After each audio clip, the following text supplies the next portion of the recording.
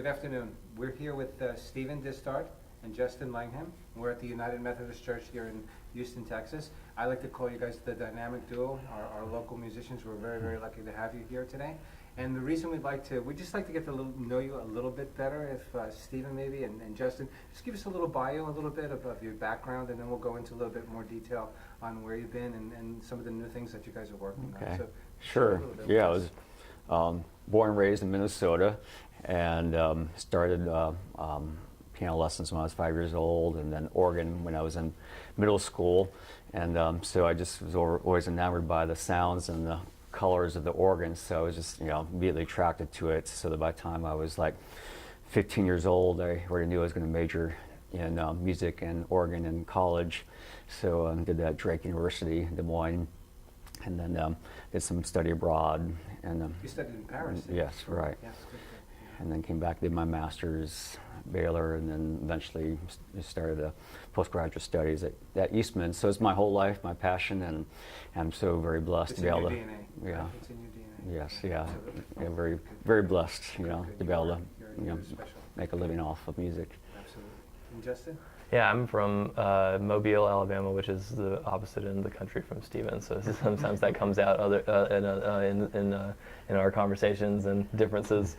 So I've been from a place around the water, grew up on the water my whole life. Before I graduated and went to University of Alabama, I started doing music very early like him. I guess discovering my love of music early.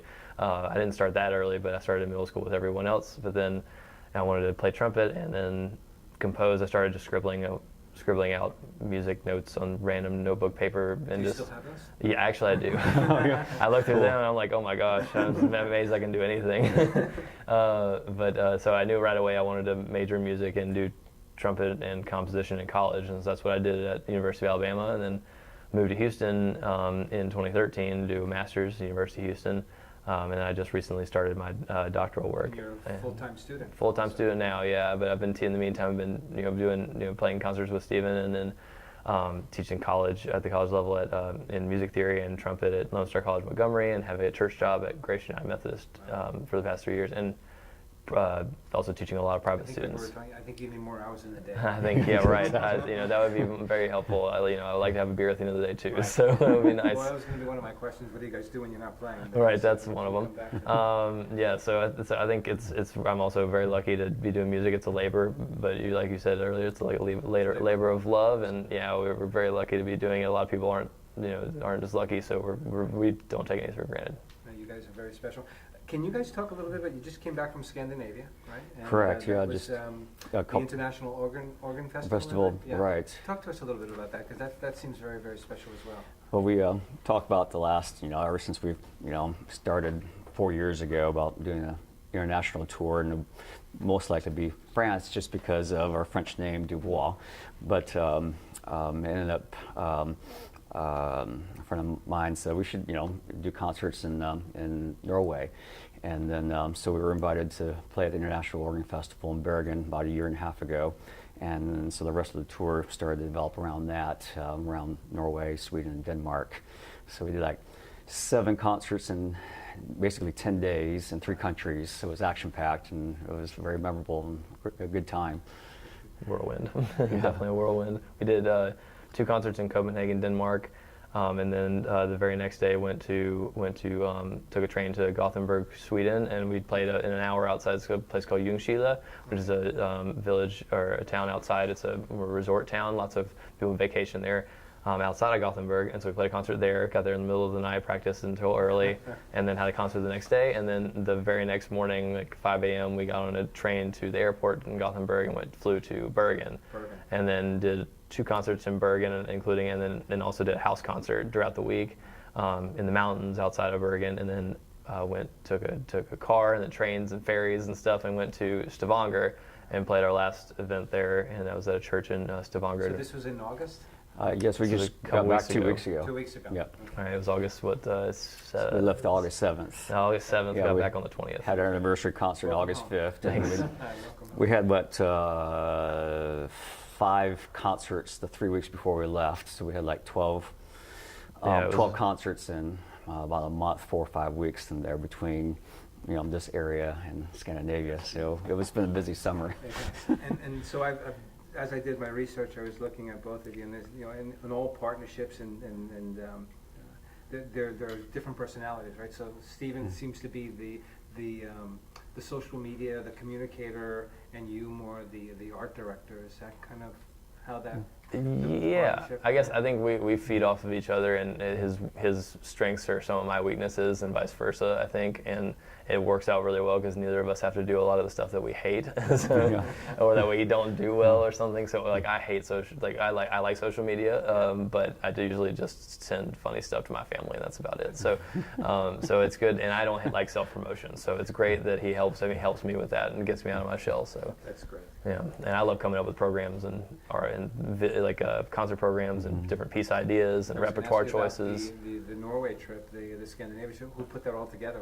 Coordinated all of the logistics of it. Yeah, so that sounds complicated. Yeah, I've probably been asked about 8 or 10 times since we returned. It's like, who managed that for you? Who put that together? It was incredible. So it was just us. We didn't hire anyone to do that. Wow. I enjoy the logistical part of that. Anyways, I've coordinated choir tours in the past, so I like to be, part of the whole picture and making it happen. That's fulfilling too. Yeah. Good. That kind of leads me into a little bit. Excuse me, Justin. Is the 4th anniversary, because you guys have been together 4 years now, and there's been a lot of it's been a journey for you. It has. And I really would like to know kind of how you started, where you've been, and where you're going with this. And how many words or less? When I moved to Houston, like I mentioned, in 2013, I started looking for, as many grad students do, I started looking for places to play and opportunities outside of school, so that way I didn't have to freak out if once I graduated had no prospects or no money. So I didn't want that to happen. So as soon as I moved here, I started looking for places to play. And thought that 2 people would be easier to get together than a quintet or some sort of symphony job or something like that. And I didn't want to teach full time all the time. I teach lessons. So I started looking around, and my cousin was a pastor here at Memorial Drive until about a couple of years ago, and so I thought I'd start here because I knew this was a prominent Methodist church. They probably have somebody that's competent that plays organ. And I asked my cousin for his email address. He was like, "Yeah, sure, here you go." And thought about it a while, and then he actually broke his fingers having a weightlifting accident. He was at the gym or whatever, and his hand specialist was nearby where my apartment was. So he was like, "Hey, you want to get together? We're gonna get together for coffee or something like that, because I'm here for 4 hours waiting for my doctor's appointment or something, because it's kind of far away from where he is." But so we just kept hanging out, and then he had me over here to play church services, just like normal churches usually have instrumentalists come in and play. So that was no different with me. And so, but then we just decided to kind of officially make it like a duo and try and make it marketable and get more concerts in a formal sense. So he has drive and passion for performing, and so do I. And then I've done organ concerts, solo concerts, my whole life, and I was, looking for a change. I always loved the combination of organ trumpet anyways, and so... it's not a new venue, it's just a new take on what has been done, so which I think is really interesting from a perspective of, you're doing something that you really created a niche in this space that is very special. Correct. When we first made our Facebook page, the first thing we said was, okay, we needed like a tagline, and what we came up with was a new approach to a classic sound. Yes, absolutely. Which kind of sums it up. And you guys have absolutely accomplished that. Thanks. Absolutely. Well, thanks.